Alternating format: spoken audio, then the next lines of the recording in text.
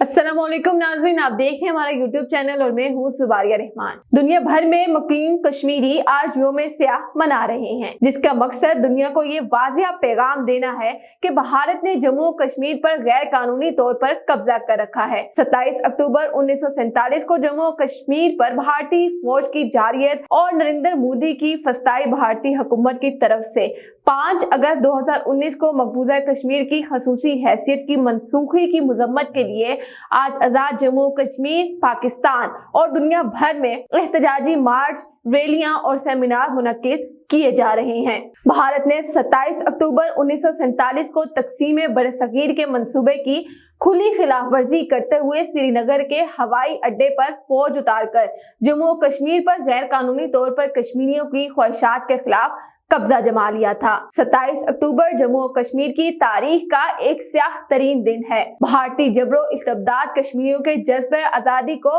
मुतज़लज़ल नहीं कर सकता। वो हक़ खुद इरादियत के हसूल की जदोजहद मुकम्मल कामयाबी तक जारी रखेंगे।